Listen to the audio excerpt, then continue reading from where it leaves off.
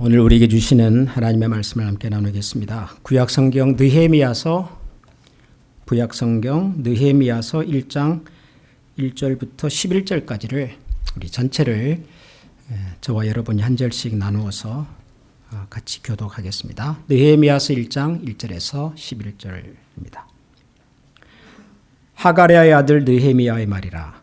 아닥사스다 왕 제20년 기슬르월에 내가 수산궁에 있는데 내 형제들 가운데 하나인 하나니가 두어 사람과 함께 유다에서 내게 이르렀기로 내가 그로 그 사로잡힘을 면하고 남아있는 유다와 예루살렘 사람들의 형편을 물은 그들이 내게 이르되 사로잡힘을 면하고 남아있는 자들이 그 지방 거기에서 큰 환난을 당하고 능욕을 받으며 예루살렘 성은 허물어지고 성문들은 불탔다 하는지라.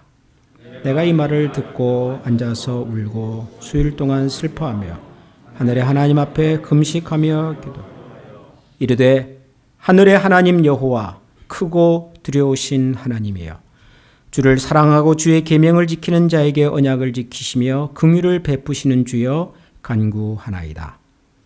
이제 종이 주의 종들인 이스라엘 자손을 위하여 주야로 기도하오며 우리 이스라엘 자손이 주께 범죄한 자들을 자복하오니 주는 귀를 기울이시며 눈을 여시사 종의 기도를 들으시옵소서.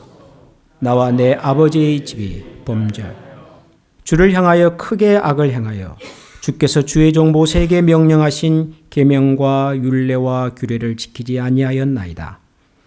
옛적에 주께서 주의 종 모세에게 명령하여 이르시되 만일 너희가 범죄하며 내가 너희를 여러 나라 가운데 흩을 것이요 만일 내게로 돌아와 내 계명을 지켜 행하면 너희 쫓긴 자가 하늘 끝에 있을지라도 내가 거기서부터 그들을 모아 내 이름을 두려고 택한 곳에 돌아오게 하리라 하신 말씀을 이제 청하건대 기억하옵소서.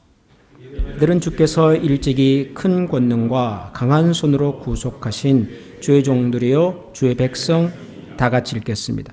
주여 구하오니 귀를 기울이사 종의 기도와 주의 이름을 경외하기를 기뻐하는 종들의 기도를 들으시고 오늘 종이 형통하여 이 사람 앞에서 은혜를 입게 하옵소서 하였나니 그때 내가 왕의 술관원이 되었느니라. 아멘. 아멘. 내일부터 사순절이 시작된다 말씀을 드렸죠. 사순절이란 말에서 사수는 40이라는 뜻입니다. 40. 사는 한문으로 사. 수는 열이라고 하는 뜻이죠. 그래서 열이 4개니까 40. 사수는 40일을 말합니다.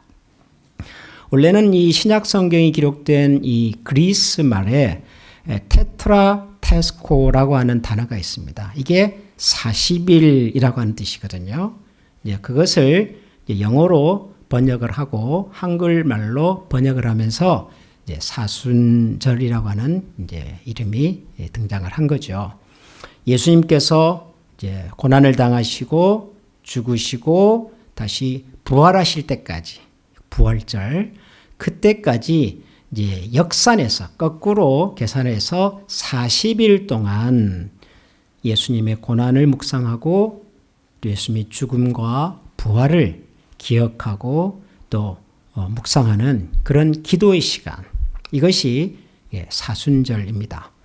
전통적으로 우리 기독교에서는 이 사순절 기간에는 어떤 분들은 금식을 하기도 하고 또 어떤 분들은 평소와는 좀 다르게 좀 절제하면서 생활하기도 하고 그리고 하나님의 말씀을 읽고 묵상하고 기도하는 일에 집중하는 경건의 시간으로 활용을 했습니다.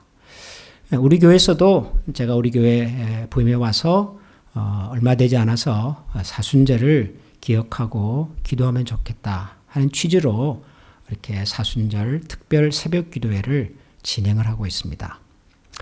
사순절은 말씀드린 것처럼 예수님의 고난, 예수님의 죽음과 부활을 주로 생각하는 기간이기 때문에 이제 그런 주제로 말씀도 전하고 묵상도 하고 그렇게 합니다. 그런데 2025년 올해의 사순절의 주제를 저는 여러분들에게 주보 컬럼을 통해서도 설명을 잠깐 드렸습니다만은 부흥과 회복이라고 하는 말로서 이 사순절을 좀 기억하면 좋겠다 하는 생각을 갖고 있습니다. 부흥과 회복. 부흥이라고 하는 말을 들으면 아마 여러분 대부분은 우리에게 익숙한 부흥이 먼저 떠오를 겁니다. 우리에게 익숙한 부흥이 뭐죠? 주로 교회의 부흥이잖아요. 그렇죠? 대한민국 교회가 기독교가 전파된 지 100여 년 만에 아주 큰 교회로 뭐 했다고요? 부흥했다 그러잖아요. 부흥. 그래서 뭐 전 국민의 몇 퍼센트가 뭐 기독교 신자고 뭐 어떤 교회들이 있고 그런 얘기를 할 때 부흥이라고 하는 말을 사용을 합니다. 지금도 한국에 가면 부흥회 이런 모임이 있죠. 교회 가면은 부흥 집회, 부흥 사경회, 그리고 이런 모임을 인도하시는 분들을 부흥 강사 그러잖아요. 그러니까 부흥이라고 하는 말은 주로 이래 교회의 성장, 교회가 다시 에너지를 얻고 활력을 얻고 막 다이내믹해지고 하는 것들을 주로 설명할 때 사용되는 표현입니다. 부흥.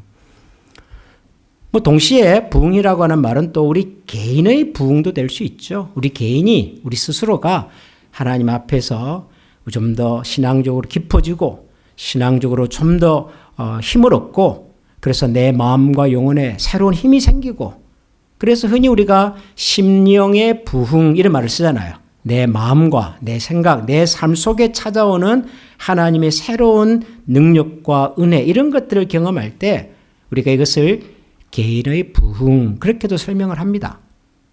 그래서 이번 사순절 기간 동안에 우리가 기도할 거예요. 우리 교회의 부흥을 위해서.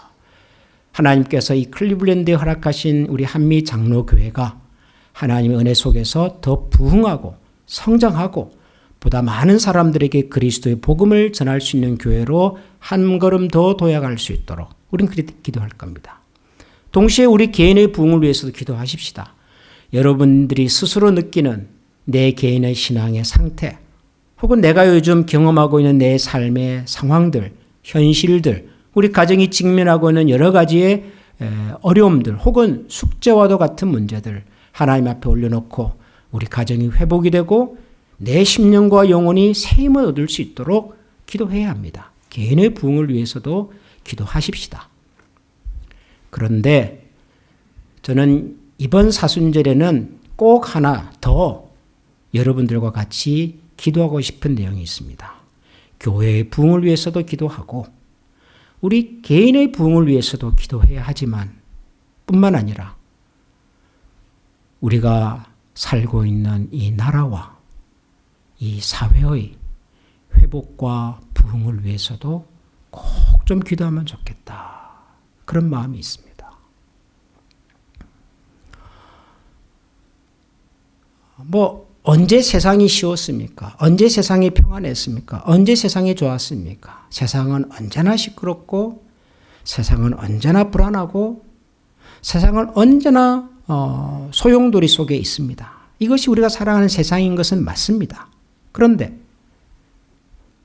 지금 우리가 살고 있는 이 시대와 이 세상은, 이 나라는, 이 사회는 그 어느 때보다도 혼란스러운 것 같아요. 그 어느 때보다도 소용돌이 속에 빠져서 정말 갈 바를 알지 못하는 지금 우리가 살고 있는 이 세상이 그렇게 보여요. 그렇게. 미국의 새로운 대통령이 취임을 하시고 이제 이 나라를 위대한 나라로 만들어 가시겠다고 선언을 하시고 지금 대통령으로서 일을 시작하신 지 한 달이 조금 넘었습니다. 그런데 그 한 달 동안에 미국에 사는 미국 사람들도 그렇고 미국 밖에서 사는 사람들도 그렇고 하나같이 불안해하고 있어요. 하나같이.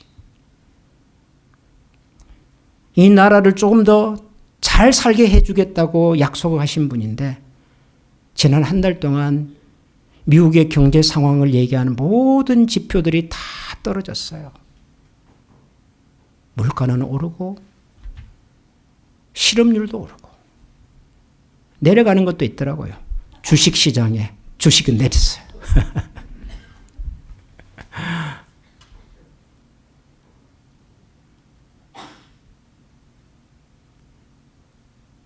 미국이라는 나라하고 전통적으로 가장 가까웠던 나라들이 있습니다. 멀리는 유럽의 여러 나라들, 영국, 프랑스, 독일, 그리고 가까이 있는 나라들도 있어요. 남쪽에는 멕시코, 북쪽에는 캐나다. 전통적으로 미국이라는 나라가 가장 가깝게 지냈던 나라들입니다. 이런 나라들이 지금 다 미국을 멀리하려고 하고 있어요. 그분들이 멀리하려고 한 것이 아니라 미국이라고 하는 나라가 자기들에게 던지는 메시지가 너무 힘들어서. 그런데 그 속에는요, 안타깝게도 대한민국도 있어요. 대한민국도 머지않아 아마 미국이라는 나라가 던지는 메시지 앞에서 굉장히 당황스러워할 것 같아요. 나라 안팎이 지금 굉장히 어수선해요. 어수선해요. 그런가 하면 우리는 또 대한민국 국적을 가졌던, 대한민국에서 태어나거나 자랐거나 우리는 한국 사람들이잖아요. 그런 대한민국에서 들려오는 소식들은 하나같이 너무 혼란스러워요. 이러다가 정말 큰 일이 일어날 것 같아요. 어떤 분이 지금의 대한민국을 이렇게 설명을 하시더라고요. 지금의 대한민국은 1945년 대한민국이 일제강점으로부터 해방된 이후에 대한민국의 남쪽과 북쪽에 각각 정부가 수립될 때까지의 그 3년, 여러분 그거 아십니까? 1945년에 대한민국이 해방이 됐잖아요. 그리고 대한민국 정부는 1948년에 세워지거든요. 같은 해에 북쪽에도 정부가 세워지거든요. 그래서 한반도에 두 개의 국가, 두 개의 정부가 만들어지지 않습니까? 3년 동안 걸린 거예요. 그 3년 안에 무슨 일이 일어난지 아십니까, 여러분? 온 나라가 쑥대밭이 됐어요. 쑥대밭이. 그 기간 동안에 해외에서 대한민국의 독립을 위해서 일하시던 김구라고 하는 어른이 암살을 당합니다. 해방이 되어서 조국으로 돌아와서 이제 통일된 한반도를 만들기 위해서 그렇게 노력했던 백범 김구 선생님께서 암살을 당합니다. 그 기간에 몽양 여운령이라고 하는 어른이 암살을 당합니다. 여운령은 일본이 1940년 8월 15일 이제 자신들의 황제가 전쟁에서 이제는 졌습니다. 항복을 선언하고 난 다음에 이제는 한반도에서 물러가야 되잖아요. 물러가는 과정 속에서 일본 사람들과 일본 군인들이 혹시라도 조선 사람들에게 피해를 당할까 봐서 그럴 수 있잖아요. 이제는 패전국가니까. 이제는 도망가듯이 가야 되는데 이제 조선 사람들이 우리한테 어떤 짓을 할지를 모르잖아요. 그래서 한 사람을 찾습니다. 조선 땅에 살고 있는 사람들 중에서 조선 사람을 대표할 만한 어른을 한 분 찾습니다. 그리고 그분을 조선 총독부로 모셔서 상의를 해요. 우리가 이제 전쟁에서도 졌고 이제 물러날 테니까 우리가 안전하게 일본 땅으로 돌아갈 수 있도록 조선 사람들의 마음을 좀 잘 다듬어 주십시오. 라는 부탁을 하기 위해서 조선 땅에 살고 있었던 가장 큰 어른 한 분을 조선 총독부로 초청을 해요. 그분이 여운령 선생님이세요. 조선 땅에서 민족의 대표자로서 조선 사람들을 위해서 일했던 어른이에요. 이분이 암살을 당합니다. 해방이 되어서 좋은 세상이 올 줄 알았는데 나라 밖에서 나라를 위해서 일하던 어른이 암살을 당하고 나라 안에서 나라를 위해서 일하던 어른이 암살을 당합니다. 누가 죽였을까요? 다 조선 사람이 죽였어요. 그때 이후로 가장 혼란스럽다. 그때 이후로 가장 불안하다고 말해요. 지금의 대한민국을. 저는 절대 과장이 아닌 것 같아요. 어쩌면 우리 손에 의해서 우리가 좋아했던, 우리가 지지했던, 우리가 선택했던 우리 지도자들을 우리 손으로 직접 죽이는 것은 아닐지 몰라도 사망과도 같은 너무너무 불안해요. 너무너무 어수선해요. 사순절이 다가와서 우리가 40일 동안 기도를 할 텐데 우리 개인의 부흥을 위해서, 교회의 부흥을 위해서 당연히 기도해야 되겠으나 우리가 살아가는, 우리가 팔을 딛고 살고 있는 이 나라와 이 세상과 이 시대를 위해서 기도해야 되겠다. 기도해야 되겠다는 생각이 그 어느 때보다도 저는 간절합니다. 제가 이 사순절 기간에 이 구약성경 에스라서와 느헤미야서를 같이 읽읍시다. 제가 여러분들에게 성경 읽기 표도 만들어 드리고 또 매일 아침 이 말씀을 읽으면서 같이 묵상도 할 텐데 제가 이 두 성경을 읽고 묵상하고 싶었던 이유가 여기에 있습니다. 왜냐하면 이 에스라하고 느헤미야라고 하는 성경이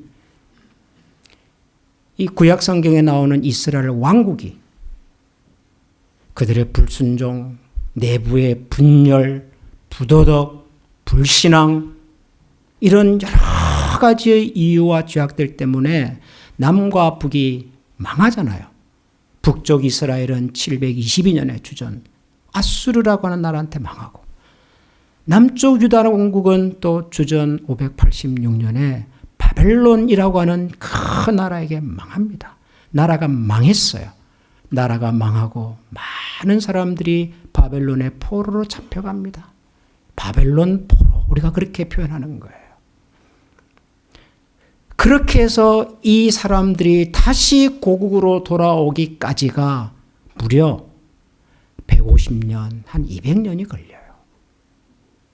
그때 기록된 성경에 그때 기록된 성경. 나라를 잃고 많은 사람들이 포로가 되어서 바벨론으로 끌려가서 살던 나라 잃은 백성으로 살았던 그 150년, 200년 그 기간에 기록되었던 성경이 에스라와 느헤미야예요.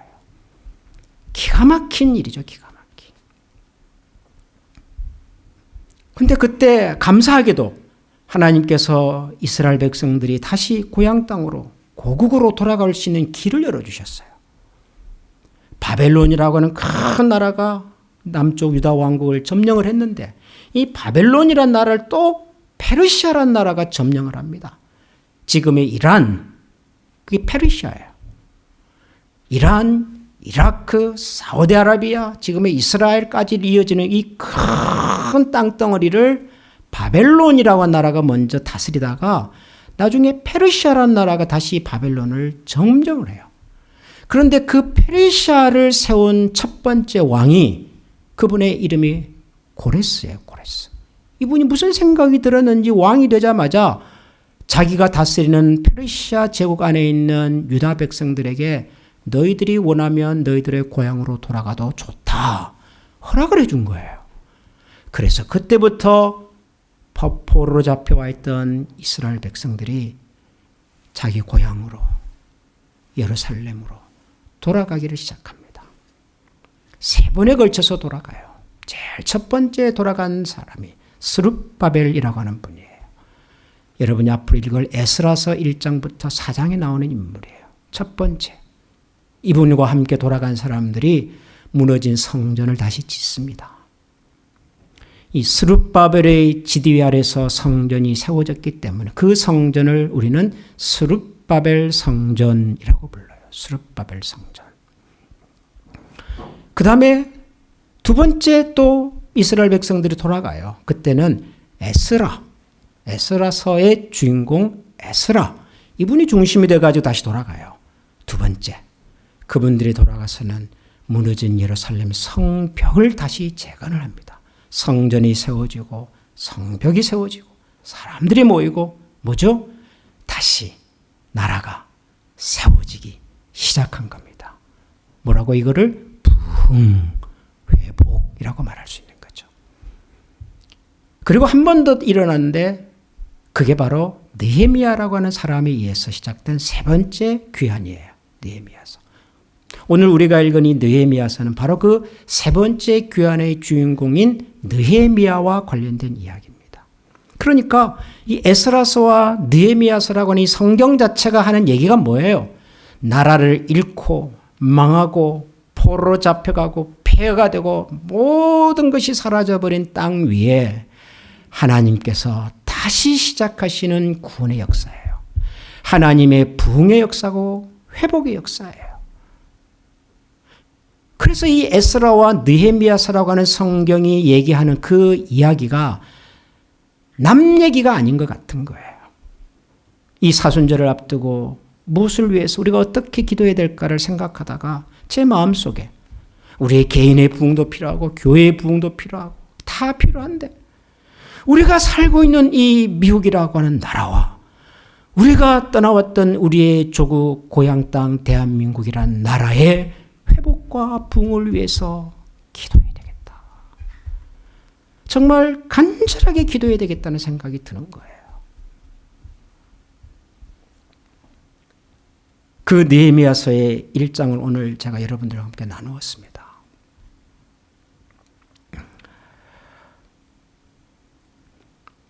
이 느헤미야서 1장을 읽어보면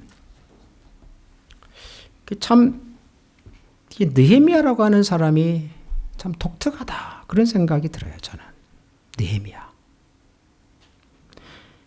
이름이 느헤미야라는 사람이 어떤 사람이냐면 1장 11절 제일 끝에 보면 이런 내용이 나오죠. 주여 구하오니 귀를 기울이사 종의 기도와 주의 이름을 경외하기를 기뻐하는 종들의 기도를 들으시고 오늘 종이 형통하여 이 사람 앞에서 은혜를 입게 하옵소서 하였더니 그때에 내가 왕의 술관원이 되었느니라. 느헤미야가 어떤 사람이냐 그러니까 왕의 술관원 그렇게 설명을 했어요.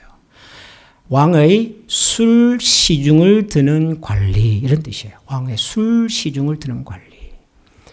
왕의 술 시중을 드는 관리는 얼마나 높은 사람일까요? 잘 모르겠어요. 왕의 술 시중을 드는 사람 관리가 어느 정도 높은 사람인지 잘 모르겠어요. 고대 제국에서 왕이 있으면 왕 밑에 있는 사람이 있죠. 보통 그런 사람을 총리라고 불렀어요. 총리. 우리가 구약성경을 읽어보면 에스더서에도 보면은 왕이 계시고 하만이라고 하는 총리가 등장하잖아요. 그죠? 나중에 모르드게도 총리가 되잖아요. 다니엘서를 읽어보면 다니엘도 총리가 되잖아요. 총리. 예. 요셉도 이집트, 애굽에서 총리가 되잖아요. 그러니까 왕 다음으로 높은 사람을 총리라고 불렀던 것 같아요. 뭐 그 밑에 또 여러 높은 고위 관직들이 있겠죠. 그런데 술 맡은 관원, 이건 모르겠어요. 이게 어떤 직분인지 어느 정도 높은 건지는 잘 모르겠어요. 그런데 짐작은 가요. 짐작은. 어떻게 짐작이 가죠? 왕의 술 시중을 든다라고 하는 말은 왕과 굉장히 가깝다라는 의미예요. 그죠? 여러분 왕이 아무하고나 술 먹겠습니까? 아무한테나 자기 술 심부름을 시키겠습니까? 아주 가까운 사람, 아주 믿을 만한 사람, 그런 사람을 통해서 술 시중을 들게 하지요. 지금도 마찬가지 아니겠어요? 한 나라의 지도자, 대통령이든 수상이든 이런 분들이 내가 개인적으로 술을 한잔하고 싶다. 술상을 좀 준비해오라고 부탁할 수 있는 사람이면 엄청 가까운 사람일 거예요. 가족 아니면 친구 아니면 평생 나를 위해서 충성하고 봉사할 수 있는 사람, 그런 사람에게 맡길 수 있는 일이 술 시중이잖아요. 술 맡은 관원이라고요. 그러니까 느헤미야는 그가 살았던 그 페르시아라고 하는 제국의 왕하고 엄청 가까운 사람인 거예요. 다르게 말하면 어마어마한 권력을 사용할 수 있는 사람인 거죠. 이해가 되시죠? 느헤미야가 어떤 사람이라고요? 페르시아에서 굉장한 권력을 갖고 있는 사람이에요. 그런데 이 느헤미야가 어느 날 소문을 하나 들었어요. 어떤 소문이냐 그러면은 우리가 오늘 읽은 이 2절에 보니까 내 형제들 가운데 하나인 하나니가 두어 사람과 함께 유다에서 내게 이르렀기로 내가 그 사로잡힘을 면하고 남아있는 유다와 예루살렘 사람들의 형편을 물은즉 그들이 내게 이르되 사로잡힘을 면하고 남아있는 자들이 그 지방 거기에서 큰 환난을 당하고 능력을 받으며 예루살렘 성은 허물어지고 성문은 불탔다 하는지라. 내가 이 말을 듣고 앉아서 울고 수일 동안 슬퍼하며 하늘의 하나님 앞에 금식하며 기도했다 그럽니다. 느헤미야가 자기 동족 하나니라고 하는 사람이 예루살렘으로부터 내려왔는데 예루살렘은 자기 고국이잖아요. 여러분 지금 이 느헤미야가 살고 있던 이때가 대략 언제쯤이냐 그러면은 남쪽 유다 왕국이 망하고 난 다음에 약 140년 정도 흘렀을 때예요. 그러니까 굉장히 오랜 세월이 지났어요. 그러면은 느헤미야는 어디서 태어났을까요? 페르시아에서 태어난 사람이죠. 그러니까 유대인이지만 페르시아에서 태어난 페르시아에서 교육을 받은 페르시아 말을 어쩌면은 유다 백성들의 말보다 훨씬 잘하는. 그러니까 쉽게 말하면 우리가 미국에 와서 살면서 우리의 자녀들의 자녀들이 이곳에 태어나서 자라잖아요. 이민 3세도 있고 4세도 있고 5세도 있고 그러잖아요. 그러니까 느헤미야는 그런 친구란 말이에요. 유대인이지만 페르시아에서 자란 사람이에요. 그리고 페르시아의 왕을 섬기는 관리예요. 누가 봐도 느헤미야는 페르시아 사람이에요. 그렇지 않습니까? 우리 손주들이 한국말도 거의 잘 못하고 영어를 너무너무 잘하고 그리고 미국 회사에서 열심히 일도 잘하고 돈도 잘 벌고 프로모션이 돼가지고 직위도 높고 주변에 있는 모든 사람들이 보면 다 미국 사람들이고 그래요. 우리가 그 아이를 보고 Are you Korean? 그렇게 말하는 것은 그건 좀 민망한 얘기예요. 부모가 한국 사람이기 때문에 한국 아이로 우리가 부르지만 그 아이는 엄연히 미국 사람인 거예요. 아메리칸인 거죠. 느헤미야는 그런 사람이에요. 페르시안이에요. 페르시안.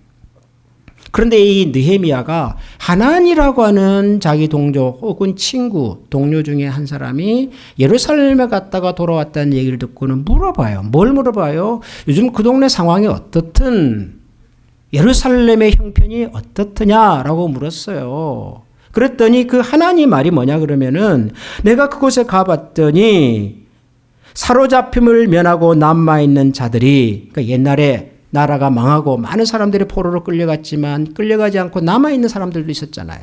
남아있던 사람들이 그 지방 거기에서 큰 환난을 당하고 능욕을 받고 예루살렘 성은 허물어지고 성문은 불탔다 하는지라. 난리가 난리죠. 사는 사람들의 형편은 너무너무 힘들고 어렵고 성은 불타고 엉망진창입니다. 그런 얘기를 들은 거예요. 그러자 느헤미야는 이 말을 듣고 앉아서 울고 수일 동안 슬퍼하며 하늘의 하나님 앞에 금식하며 기도했다. 그러는 거예요. 금식하며 기도했다. 여러분 느헤미야가 뭐가 그리 마음이 아팠을까요? 여러분 느헤미야는 뭐가 그리 슬펐을까요? 페르시아의 왕이 살던 이 궁전과 예루살렘까지는요 수천 킬로미터예요. 자기는 예루살렘에 어쩌면 가본 적도 없을 거예요. 페르시아 땅에서 태어났고 페르시아에서 교육을 받았고 페르시아의 관리가 돼서 왕위를 섬기는 사람이에요. 그런 느헤미야가 아니 저 먼 예루살렘에서 일어난 그 소식 하나를 듣고 뭐가 그리 마음이 아팠을까요? 뭐가 그리 슬펐을까요? 뭐가 그리 답답해서 수일 동안 슬퍼하며 하늘의 하나님 앞에서 금식하며 기도를 했을까요? 여러분이 느헤미야의 마음이 전달이 됩니까? 이해가 되세요, 여러분?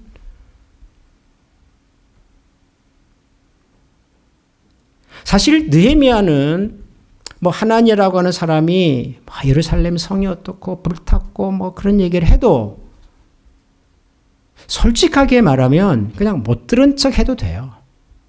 아니, 그렇잖아요. 그 일과 느헤미야하고 무슨 상관이 있길래. 그리고 상관이 설령 있다 할지라도 지금 내가 어떡하라고. 그 수천 킬로 떨어진 땅에서 일어난 일에 대해서 내가 지금 어떡하라고 지금. 얼마든지 느헤미야 입장에서는 모른 척 해도 되고요. 무시해도 되고요. 한 귀로 듣고 한 귀로 흘려버려도 돼요.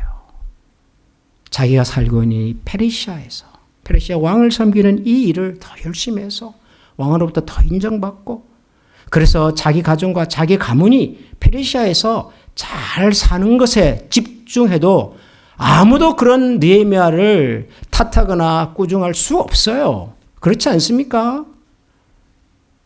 우리 자녀들이 미국에 와서 태어나서 교육을 잘 받고 미국이라고 하는 이 나라를 위해서 공무원이 되기도 하고 회사원이 되기도 하고 전문직을 하기도 하고 비즈니스를 하기도 하고 열심히 살아서 돈을 잘 벌고 그래서 한국에 있는 가족들을 초청도 하고 그래서 미국에서 편안하게 사는 그 사람을 누가 손가락질할 수 있어요? 느헤미야는 지금 그래도 된단 말이에요.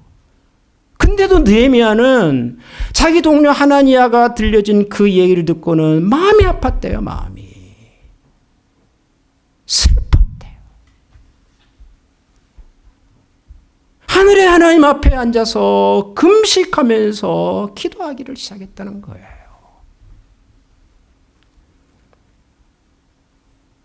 그래서 이 느헤미야에서 나오는 이 느헤미야라는 사람의 이야기가 남 얘기 같지가 않은 거예요, 지금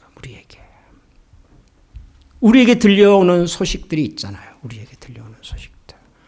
지금 누가 굳이 한국에 갔다 오지 않아도 여기서 다 듣잖아요, 우리가. 내 집안에서, 내 손바닥 안에서 다 보고 듣잖아요. 대한민국에서 일어나는 이야기들이.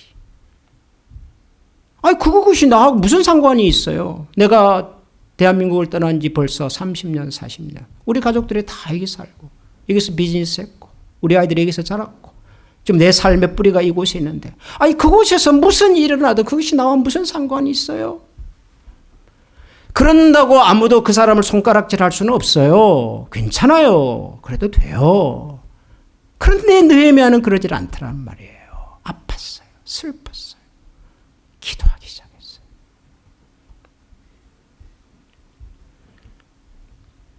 느헤미야가 기도를 하면서 이렇게 기도를 합니다.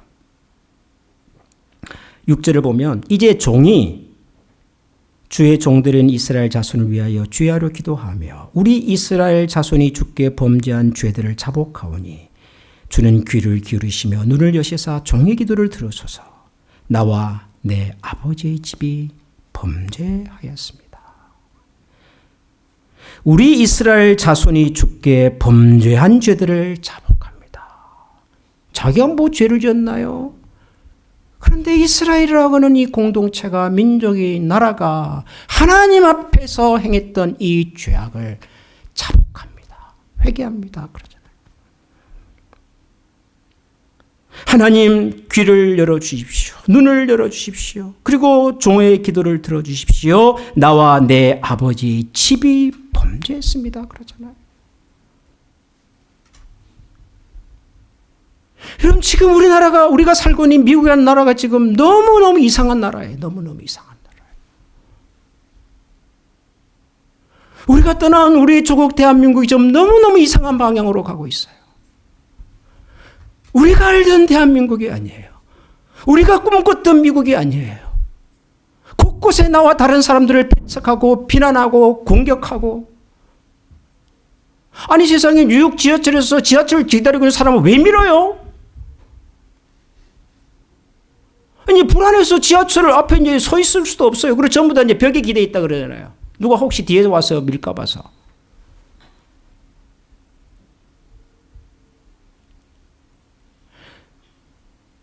최근 대한민국의 그 KBS라고 하는 공영방송에서 추적 60분이라고 시사 프로그램에서 이런 제목의 다큐멘터리를 방영을 했습니다. 아마 여러분들 보신 분이 계실 거예요. 7세 고시. 누구를 위한 시험인가? 7세 고시. 여러분 7세 고시가 뭘까요? 말 그대로 하면 7살짜리가 시험을 친다는 거예요. 고시. 우리가 아는 고시는요. 옛날에 다 대입 고시, 외무 고시, 사복 고시 이런 게 고시였지 7살짜리가 무슨 고시래요. 들여다보니까 7살짜리가 어떤 특별한 학원에 들어가서 시험을 친다는 거예요. 그 시험을 치기 위해서 수천 명의 아이들이 새벽부터 모여가지고 시험을 치는데 그게 7세 고시래요. 가고 싶은 학원은 어떤 학원일까요? 초등의대 준비반. 초등의대 준비반. 그러니까 초등학교 들어가자마자 이제는 의대를 가기 위해서 그때부터 16년 동안, 12년 동안 프로그램을 짜가지고 의대를 보내는 학원인 거예요. 거기 들어가기 위해서 7살짜리 아이들이 시험을 친대요. 고시를 친대요. 그럼 7살짜리가 그 시험을 패스하려면 뭐를 해야 될까요? 고시 준비를 해야 되잖아요. 고시 준비를. 7세 고시를 준비하는 학원이 있는 거예요. 그 학원에 다니는 아이들이 몇 살일까요? 7살에 시험을 치려면 최소한 6살, 5살에는 학원을 다녀야 될 거 아니에요. 그러니까 5살, 6살짜리들이 이제 학원을 다니는 거예요. 하루에 5시간씩. 더 기가 막힌 게 뭔 줄 아세요? 3살짜리가 영어 학원을 다니더라고요. 4살짜리가 영어 학원을 다니더라고요.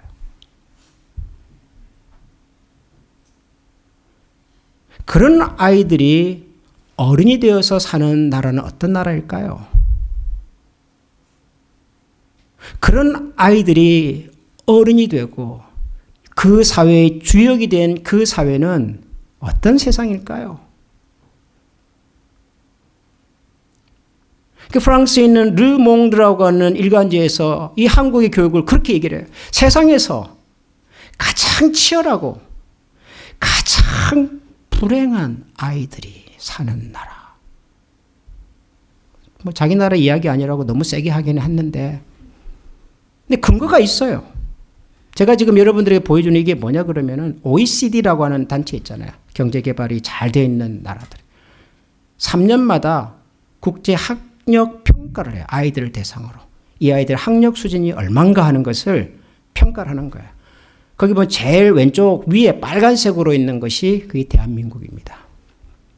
기둥은요, 뭐냐 그러면 학력 수준. 낮을수록 학력이 낮고 높을수록 학력이 높다는 거예요. 공부를 잘한다는 거예요. 대한민국 저 위에 있어요. 무슨 말이죠? 대한민국 아이들이 세계에서 공부 제일 잘하는 아이들에 속한다. 그거예요. 맞죠? 예. 가로가 뭔지 아십니까? 가로 왼쪽은 unhappy. 오른쪽 끝은 happy예요. 그리고 왼쪽에 있을수록 행복한 아이들이고요. 오른쪽에 있을수록 불행한 아이들이에요. 대한민국 어디에 있어요? 왼쪽 끝에 있어요. 근데 이상하게도 높은 곳에 있어요. 무슨 말이에요? 공부는 무지무지하게 잘해요. 수학 경시 나가면 1등, 2등은 다 한국 아이들이에요. 그런데 제일 불행하다. 여러분, 이 아이들이 만약에 우리의 조카고 우리의 손주고 우리의 아이들이라면 이 아이들이 앞으로 살아갈 세상은 어떤 세상이 될 것 같으세요, 여러분? 너무너무 답답해요. 너무너무 속상해요. 슬퍼요. 아파요. 기도해야 되겠다는 생각이 들어요. 기도해야 되겠다. 여러분, 그래서 저는 이번 사순절 기간 동안에 여러분들에게 간곡하게 부탁하고 싶습니다. 우리 개인의 영적인 부흥을 위해서 기도하십시다. 우리 개인이 하나님의 은혜를 깊이 알아가고 체험할 수 있도록 같이 기도하십시다. 우리 교회를 위해서 기도해 주십시오. 우리 한미교회가 이 시대에 이 지역에서 정말 교회의 사명과 역할을 충실하게 감당하는 충성된 교회 되도록 기도해 주십시오. 교회 사역자들을 위해서 기도해 주시고 교회 목회자들을 위해서 기도해 주시고 우리 성도님들 목장을 위해서 기도해 주십시오. 교회의 부흥을 위해서 기도해 주십시오. 이와 함께 우리가 살고 있는 이 미국이라고 한 나라, 우리의 고국 대한민국을 하나님께서 특별히 불쌍히 여겨주시도록 기도해 주십시오. 하늘의 하나님, 하늘의 하나님 귀를 기울여 주시고 눈을 열어주시고 저희들의 기도를 들으사 이 땅을 고쳐주십시오. 이 나라를 고쳐주시고 상한 우리의 마음을 회복시켜 주십시오. 아마 이 기도하는 사순절 기간 안에 아마 중요한 여러 결정들이 나타날 것 같아요. 기도해 주십시오. 이 결정이 우리를 돌아보고 우리 미래를 위하여 다시 우리가 서야 할 우리의 제자리를 찾아가는 그런 결정이 되도록, 기회가 되도록 이 땅을, 이 나라를 불쌍히 여겨달라고 여러분 기도해 주시기를 부탁합니다. 이 시간 우리 한번 다 같이 마음을 모아 기도하십시다. 우리 개인의 부흥을 위해서도, 교회의 부흥을 위해서도, 그리고 무엇보다도 우리가 살고 있는 이 시대와 나라를 위해서, 이 땅을 고쳐주시기를 위해서 우리 시간 한번 다 같이 마음을 모아 기도하겠습니다. 기도합니다. 존귀하신 하늘의 하나님, 소망의 하나님을 저희들에게 주님께서 저희들을 주시고 주님께서 저희들을 옮겨주시고 주님께서 저희들을 새롭게 하시는 그 놀라운 일들 하나님 우리 모두가 바라볼 수 있도록 은혜를 더하여 주시옵소서. 과연 하나님께서 하나님의 마음, 하나님의 사랑, 하나님의 능력 우리 가운데 찾아와 주시고 우리의 아프고 헤어지고 답답한 마음과 상처 주님 고쳐 주시옵소서. 새롭게 하여 주시옵소서.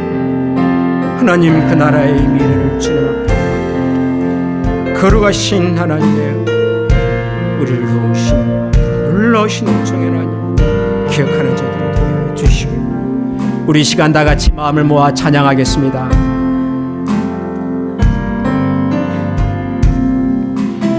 마음이 상한 자를 고치시는 주여, 이늘의 아버지 나를 주관하소서.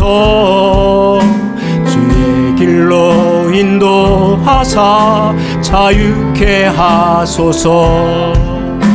새 일을 행하사 부흥케 하소서.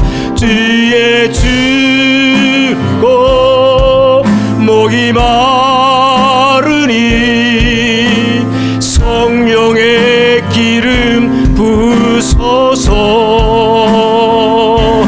의의 주고 목이 마르니 내 잔을 채워 주소서.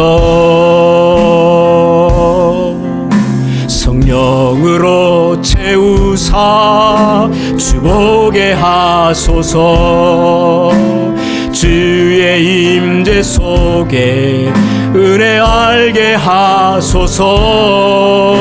주 뜻대로 살아가리 세상 끝날까지. 나를 빚으시고 새날 열어주소서. 의의 주이고 목이 마르니 성령의 기름 부소서. 의의 주이고 목이 마르니 내 잔을 채워 주소서. 주님, 저희들이 느헤미야와 같은 마음으로 기도하기를 원합니다. 특별히 저희들에게 사순절이라고 하는 특별한 기도의 시간을 허락해 주셨으니 이 사순절의 새벽을 깨워 하늘에 계신 하나님 앞에 마음을 열어 간절히 기도하기를 원합니다. 하나님, 우리의 마음과 심령을 고쳐주시고 우리 안에 새로운 하나님의 나라와 능력을 경험케 하게 하여 주옵소서. 하나님, 우리 사랑하는 한미교회라고 하는 이 신앙의 공동체를 주님 기억하여 주시고 우리 안에 크고 놀라운 하나님의 능력과 역사가 경험되는 교회가 되게 하여 주시옵소서. 그리고 하나님, 우리가 살고 있는 이 미국이란 나라와 우리의 고국 대한민국을 하나님 불쌍히 여겨 주시옵소서. 하늘에 하나님 눈을 열어 주시고 귀를 기울여 주시고 하나님 우리의 눈과 귀에 들려오는 이 아픔, 이 슬픔, 이 참담한 현실을 주님께서 불쌍히 여기사 이 땅을 고쳐주시고 이 땅에 사는 백성들의 마음을 고쳐주시고 우리 안에 새 일과 새 역사와 새 능력으로 찾아와 주시옵소서. 하나님, 우리가 이 사순절 기간에 이런 제목으로 날마다 주님 앞에 기도하게 싸우니 하나님, 저희들에게 기도의 영을 부어주시며 말씀의 능력을 더하여 주시며 함께 하나님께서 행하시는 놀라운 일들을 목격하는 주의 증인들 되게 하옵소서. 그런 소망과 믿음과 그리고 그런 결단으로 세상을 향하여 나아가기를 원하는 모든 주의 백성들 머리 위에 우리 주 예수 그리스도의 은혜와 하나님의 사랑과 성령의 교통하시는 은총이 영원토록 함께 계시기를 축원하옵나이다.